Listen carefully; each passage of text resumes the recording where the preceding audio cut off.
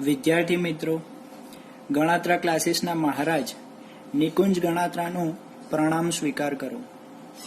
આશા છે કે આપ સર્વે મારી ચેનલ પરની ચિત્રગતિને જોઈને આહલાદક આનંદ અનુભવી રહ્યા હશો. એકચ્યુઅલી રામાયણ અને મહાભારતની થોડી અસર આવી ગઈ છે મારી વાણીમાં. સો કેમ છો વિદ્યાર્થીઓ? મજામાં?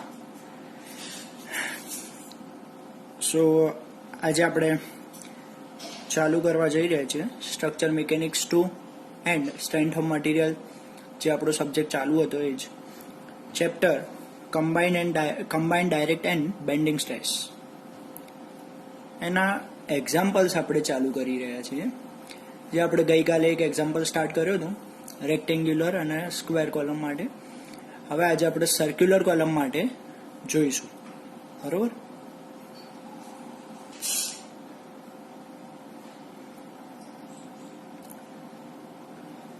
તો અહીંયા આગળ એક રકમ લખી છે.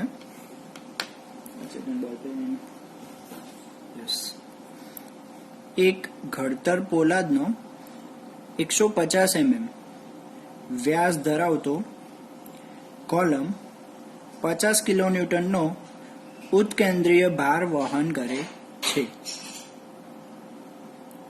જો પદાર્થમાં ઉત્પન્ન થતું ટેન્સાઇલ સ્ટ્રેસ 7.5 ન્યૂટન પર mm સ્ક્વેરથી વધતું ન હોય તો ભારની ઉત્કેન્દ્રીયતા શોધો. હવે આ રકમ ઉપરથી પહેલા આપણને એક હિન્ટ મળે છે કે 150 mm આપણને શું આપ્યું છે? વ્યાસ ધરાવતો કોલમ કયો છે? તો વ્યાસ કયા કોલમમાં હોય? સર્ક્યુલર. જે ગોળ કોલમ હશે સર્ક્યુલર કોલમ, એની અંદર શું આવે? વ્યાસ આવે.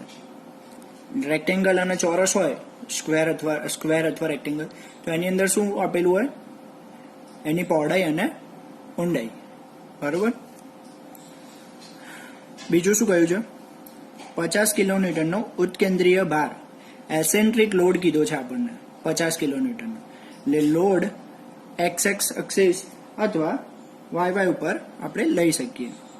જો પદાર્થમાં ઉત્પન્ન થતું ટેન્સાઇલ સ્ટ્રેસ 7.5 ન્યૂટન પર mm સ્ક્વેર. और ટેન્સાઇલ સ્ટ્રેસ કયું છે? તો સિગ્મા મિનિમમ. કયું થશે? Sigma minimum. ટેન્સાઇલ સ્ટ્રેસ કયું છે એટલા માટે સિગ્મા મિનિમમ, અને એ પણ માઇનસ. તો ગિવન ડેટા હવે લખી લઈએ આપણે. જો એક ફિગર મેં બનાવી છે ગિવન ડેટા અને ફિગર, હવે આપણે એના ઉપર ધ્યાન આપીશું.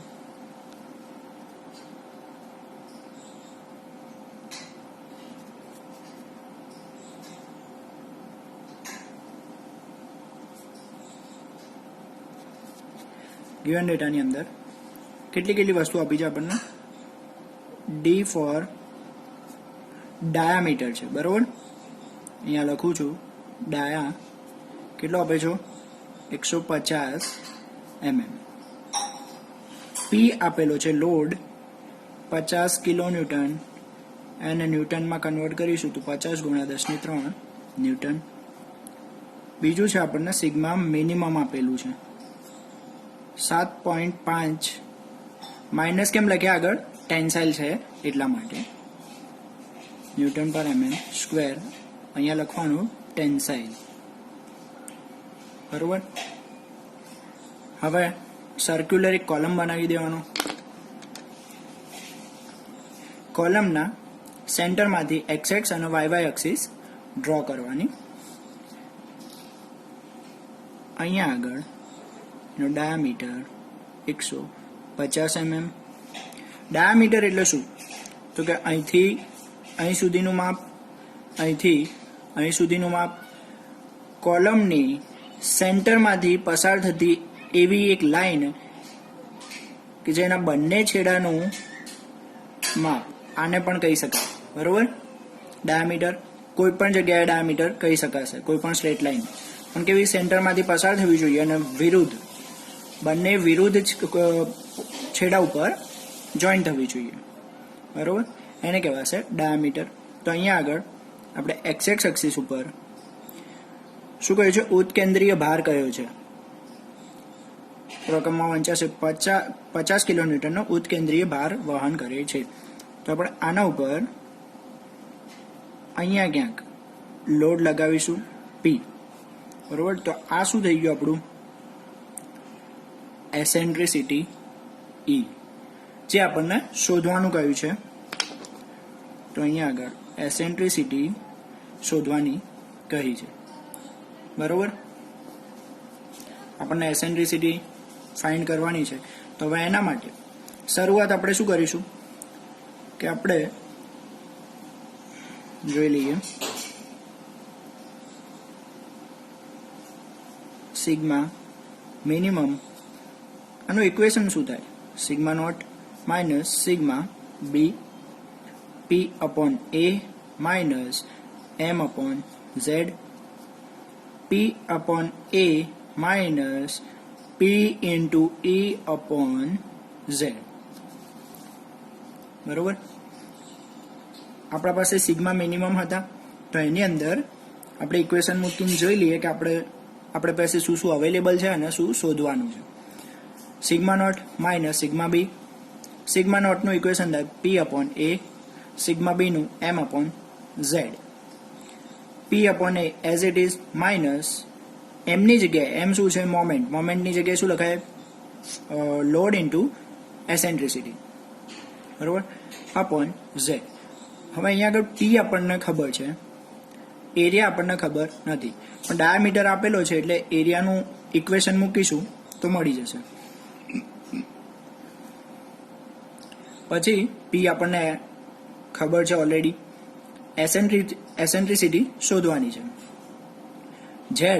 ઝેડની પણ, ઝેડ એટલે સેક્શન મોડ્યુલસ, ઝેડની પણ વેલ્યુ મૂકવાથી, ઇક્વેશન મૂકવાથી એ મળી જશે આપણને. સિગ્મા મિનિમમ એની પણ વેલ્યુ આપણા પાસે છે. તો આપણે સૌથી પહેલા ઝેડ અને એરિયા બંને ફાઇન્ડ કરી લઈશું. તો સર્ક્યુલર માટે શું થાય? સર્કલનો એરિયા શોધવાનું સૂત્ર π/4 d², π/4 ડીની જગ્યાએ 150 નો સ્ક્વેર. તો આનો આન્સર કેટલો થાય જોઈ જુઓ.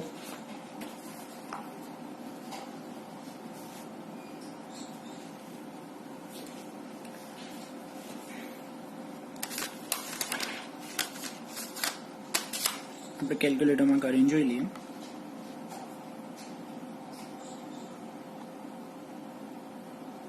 π/4 કૌંસમાં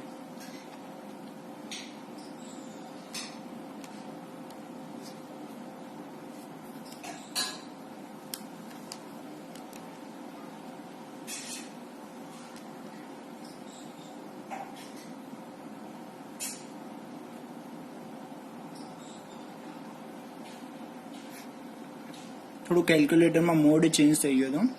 તો આપણને એરિયા મળશે 17662.5 mm². ઝેડ શોધીશું. તો ઝેડનું ઇક્વેશન છે I અપોન y. તો સર્કલ માટે I શું થાય? મોમેન્ટ ઓફ ઇનર્શિયા π/64 d⁴, બરોબર. અને y શું થાય? તો y d/2. તો આનું સાદુરૂપ આપીશું એટલે આપણને મળશે π/32 d³, બરોબર. એટલે હવે આપણું મેઇન આન્સર આ જ છે, ઝેડ કયા સર્ક્યુલર સેક્શન માટે. તો તમારે આ વેલ્યુ, આનું ઇક્વેશન યાદ કરી લેવું, એટલે તમારે આ કરવું નહીં પડે, પરીક્ષામાં ટાઈમ નહીં બગડે, બરોબર. તો હવે આપણે વેલ્યુ પુટ કરીશું. Pi as it is 32 as it is d³, તો d³ ની જગ્યાએ આવશે 150 નો ક્યુબ. તો એનું સાદુરૂપ આપણને મળશે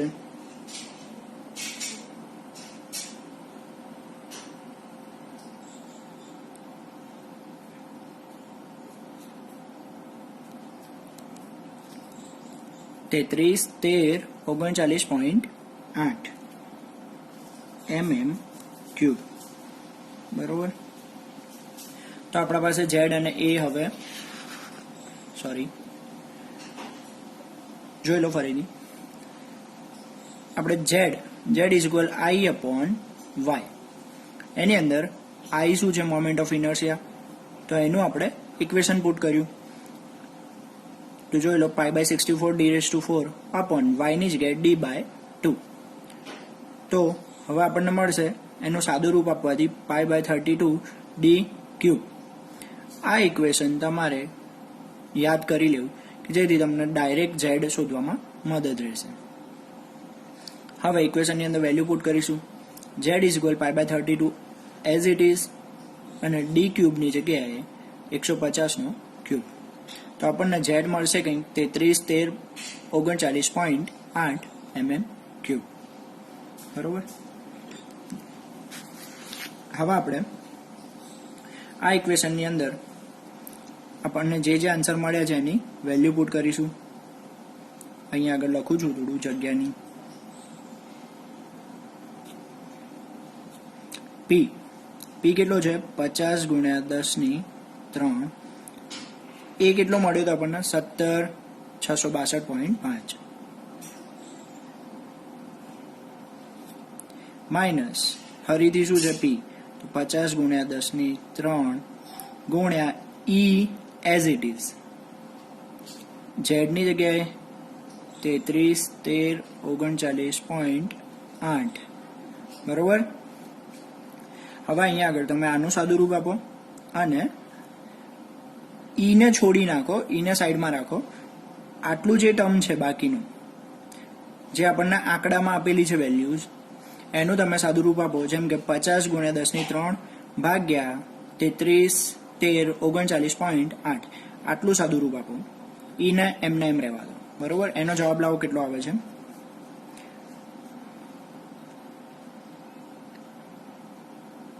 સિગ્મા મિનિમમની જગ્યાએ આપણને આપેલા હતા 7.5 માઇનસ 7.5.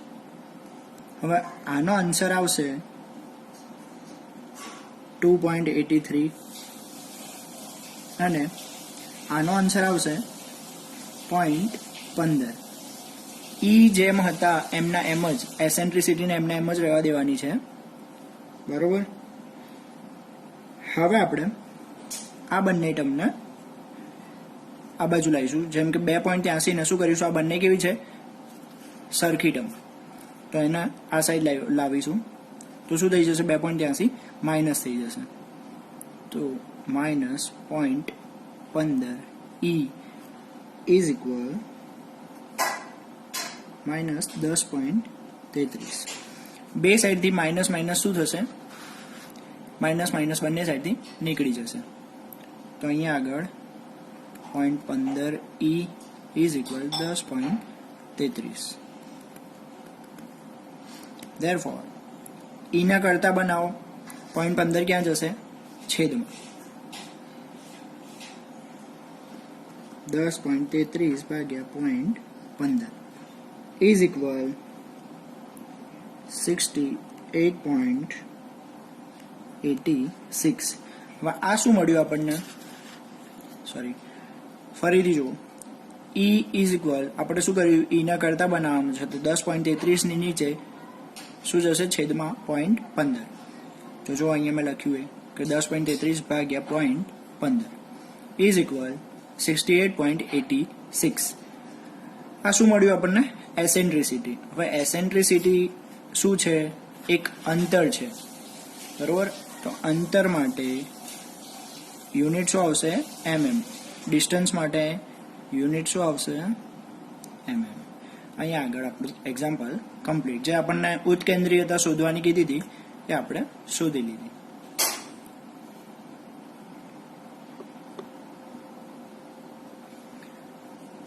લાસ્ટ એક્ઝામ્પલમાં કંઈ ખબર ના પડી હોય તો તમે કમેન્ટમાં લખીને મને આવતીકાલે મતલબ નેક્સ્ટ લેક્ચરમાં હું એને સોલ્વ કરી દઈશ. તમે કમેન્ટમાં લખીને તમારો ક્વેરી અથવા પ્રોબ્લેમ મને જણાવજો.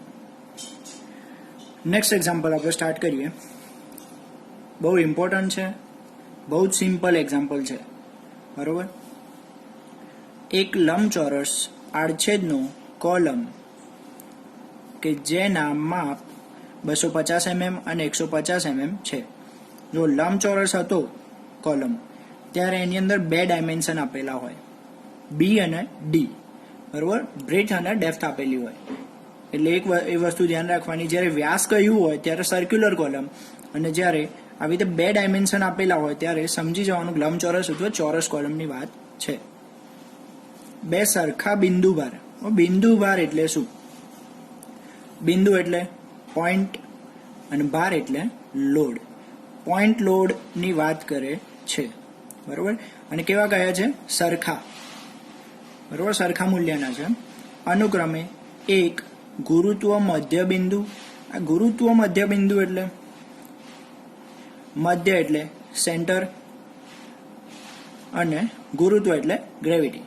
તો સેન્ટર ઓફ ગ્રેવિટી ઉપર એક ભાર ક્યાં લાગે છે? એક point load centre of gravity ઉપર, અને બીજો 150 mm ની લંબાઈની ધાર પર કેન્દ્રીય અક્ષ પર વહન કરે છે, બરોબર.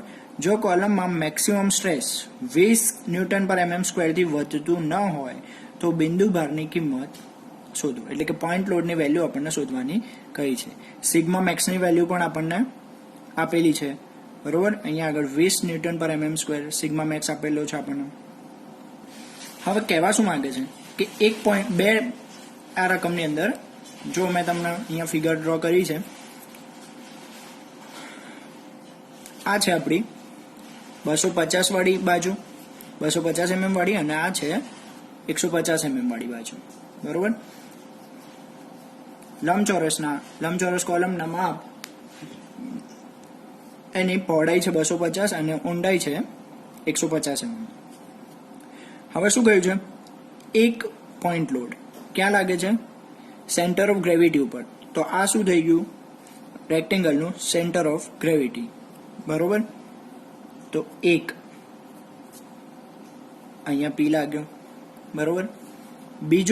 બીજો એને પોઈન્ટ લોડ ક્યાં કયો છે? કે 150 mm વાળી જે ધાર છે એના ઉપર લાગે છે. તો આ થઈ, તમે આ પણ લઈ શકો, બરોબર. આ પણ 150 mm વાળી ધાર છે અને આ પણ 150 mm વાળી ધાર છે. હવે આપણને એક એસેન્ટ્રિસિટી શોધવી છે. તો એસેન્ટ્રિસિટી કેવી રીતે જોઈશું? તો એસેન્ટ્રિસિટીની ડેફિનેશન શું છે? કે સેન્ટ્રલ એક્સિસથી લોડની લાઇન ઓફ એક્શન વચ્ચેનું અંતર.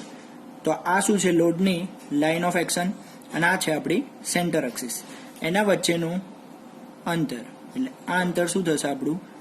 એસેન્ટ્રિસિટી. કેટલું થશે? તો જો કેટલું માપ છે? આ 250, એનું એક્ઝેક્ટ અડધું માપ છે. તો 250 નું અડધું કેટલું થશે? 125, બરોબર. હવે અહીંયા ગિવન ડેટા લખું છું, ધ્યાન આપજો.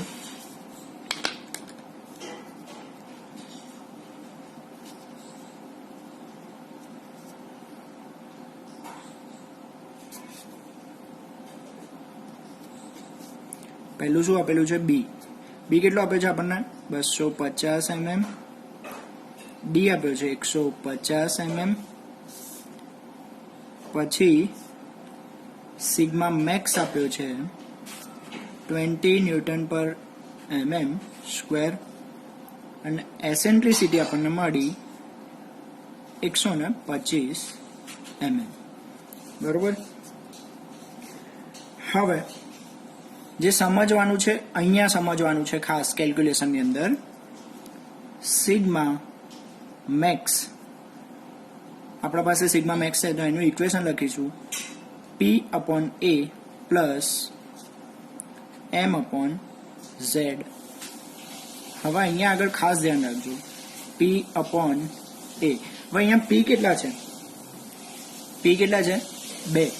તો અહીંયા આગળ શું કરવા પડશે?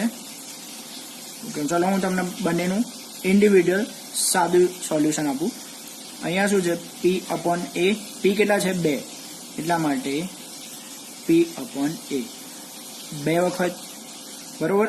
બુકમાં આ સમજાવેલું નથી એટલે અહીંયા ધ્યાનથી જોજો. આ આપણા પ્લસ જે હતા એ આપણે અહીંયા મૂક્યા કૌંસમાં. હવે શું છે? M/Z. તો અહીંયા આગળ M એટલે શું થાય? P × E/Z. આ કયો થયો? જે આપણને બે લોડ આપ્યા છે, એક સેન્ટર ઓફ ગ્રેવિટી ઉપર લાગે છે અને એક લાગે છે 150 mm વાળી ધાર ઉપર. તો આ કયો થઈ ગયો આપણો? પહેલો લોડ જે સેન્ટર ઓફ ગ્રેવિટી ઉપર લાગે છે, plus P into E upon Z. બરોબર? ક્લિયર? આ કયો છે? 150 mm ની ધાર ઉપર લાગે છે એરિયો લોડ. હવે કોઈને ક્વેશ્ચન થશે P1 ને P2 કેમ નથી લખતા? P1 P2 એટલા માટે નથી લખતા કે જ્યારે બંને પોઈન્ટ લોડની વેલ્યુ અલગ અલગ હોય તો આપણે P1 ને P2 લખી શકીએ. પણ અહીંયા આપણને રકમમાં ચોખ્ખું કહ્યું છે કે બંને પોઈન્ટ લોડની વેલ્યુ કેવી છે? સરખા મૂલ્યના ભાર લાગે છે. એટલે સરખા મૂલ્યના છે એટલે સરખા બંને કેવા થશે? P.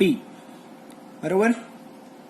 હવે આપણે એરિયા અને Z બંને ફાઇન્ડ કરી લઈએ. બરોબર? તો અહીંયા આગળ એરિયા શું થશે? રેક્ટેંગલ માટે B into D, 250 ગુણ્યા 150. કેટલો થશે એરિયા? કરી જુઓ કેલ્ક્યુલેટરમાં. અહીંયા આગળ Z શું થશે? પાઈ નહીં આવે, BD સ્ક્વેર બાય 6.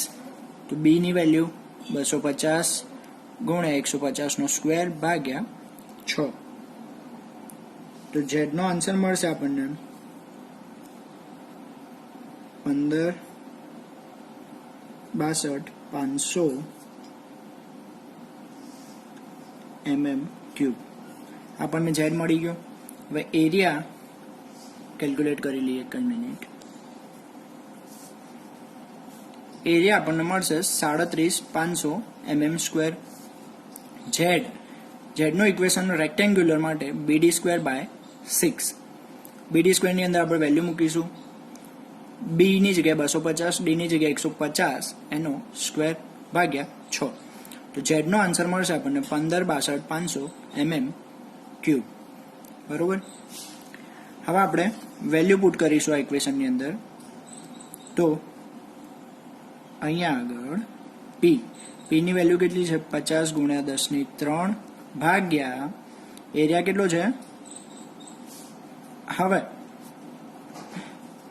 બંનેનો છેદ અહીંયા આગળ એક સેકન્ડ, તમને એક સ્ટેપ નાનું થઈ જશે, આપણે ઓછું થઈ જશે. બંનેનો છેદ કેવો છે? સરખો. તો અંશનો શું થાય? સરવાળો. તો અહીંયા આગળ 2P upon A. બરોબર? પ્લસ અહીંયા આગળ હવે એસેન્ટ્રિસિટીની ડેફિનેશન શું હતી? યાદ કરો. સેન્ટ્રલ એક્સિસ, બરોબર, જે આપણને જે મેમ્બર આપ્યો હોય, રેક્ટેન્ગ્યુલર કે પછી સર્કલ, તો રેક્ટેન્ગ્યુલર મેમ્બર જે છે આપણા પાસે હાલ, તો એનું સેન્ટર એક્સિસ થી લાઇન ઓફ એક્શન, લોડની જે લાઇન ઓફ એક્શન હોય એના વચ્ચેનું અંતર. બરોબર? આપણે એવી ડેફિનેશન છે.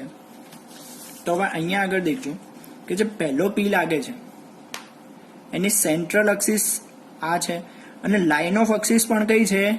એક જ છે. બરોબર? એમાં સેન્ટ્રલ એક્સિસ અને લાઇન ઓફ એક્શન બંને એક જ જગ્યાએ છે. તો અંતર કેટલું થશે? એસેન્ટ્રિસિટી 0 થઈ જશે. બરોબર? શું થઈ જશે? એસેન્ટ્રિસિટી 0. એટલા માટે આ ટર્મ જે છે આપણી અહીંયા આગળ 0 મૂકીશ એટલે આખું ટર્મ શું થઈ જશે? 0. બરોબર? એટલે વધ્યું શું? પાછળવાળી ટર્મ. તો P into E upon Z. બરોબર? હવે આપણે એની અંદર શું કરીશું? વેલ્યુ પુટ કરીશું. 2 as it is, 50 ગુણ્યા 10⁻. ઓકે, P આપણને શોધવાના છે. યસ, સોરી, મિસ્ટેક થઈ ગઈ. તો અહીંયા આગળ 2P upon એરિયા કેટલો છે? 37,500 plus P as it is, E આપણને ખબર છે 125 upon Z કેટલો છે? 15,62,500. બરોબર? આવું કંઈક મળશે. હવે આપણે સિગ્મા મેક્સ કેટલા છે? 20. બરોબર? હવે આપણે આગળ એનું સિમ્પ્લિફિકેશન આપીશું. અહીંયા આગળ તમે આ ટર્મનું સિમ્પ્લિફિકેશન આપો અને પછી આ ટર્મનું, જ્યાં આગળ પીને તમારે એઝ ઇટ ઇઝ રહેવા દેવાના છે. જેમ કે આ ટર્મની વાત કરું તો 2/37,500 અને આ ટર્મની વાત કરું તો 125/15/62,500. આનો જે પણ જવાબ આવે કેલ્ક્યુલેટરમાં કરી જુઓ, જે પણ 10ની માઇનસ ઘાતમાં આવશે કોઈ વાંધો નહીં, જે જવાબ આવે એને લખી નાખો, પછી આપણે એનું સાદું રૂપ જોઈએ. હવે જો જેમ મેં કહ્યું આ ટર્મનું તમારે જે કેલ્ક્યુલેશનમાં આવે સિમ્પ્લિફિકેશન આપી દો તો આન્સર આવશે 5.33 ગુણ્યા 10ની -5 પી એઝ ઇટ ઇઝ, જેમ હતા એમને એમ લખી દેવાના. હવે આ બાજુ જોઈએ તો 125/15/62,500, તો એનો આન્સર આવશે 8 ગુણ્યા 10ની -5 પી. બરોબર. તમારે આ બંને આન્સર બંનેની જે પણ 10ની જેટલી ઘાત આવે બંનેમાં સરખી રાખવાની, એટલે તમે એનો સરવાળો કે બાદબાકી જે પણ હોય કરી શકો. બરોબર છે. તો અહીંયા આગળ 8 ને 5 13.33 ગુણ્યા 10ની -5 ઇન્ટુ પી. હવે પીને શું કરીશું? કરતા બનાવીશું. પીને કરતા બનાવીશું એટલે આન્સર આવશે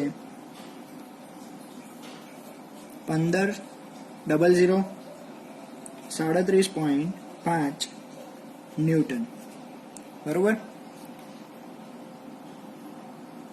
એને આપણે કિલોન્યુટનમાં ફેરવીશું એટલે 150.037 કિલો ન્યૂટન. એને તમે એપ્રોક્સ 150 કિલો ન્યૂટન લખી શકો. આ આપણો આન્સર. બરોબર. બહુ જ સિમ્પલ એક્ઝામ્પલ હતો, ક્યાંય તકલીફ અનુભવતા નહીં. એવું હોય તો એકવાર ફરીથી જોઈ જોજો, ના ખબર પડે તો મને કમેન્ટમાં લખીને બતાવજો. બરોબર છે. અહીંયા આગળ આજે આપણે લેક્ચર અહીંનું કમ્પ્લીટ કરીએ છીએ.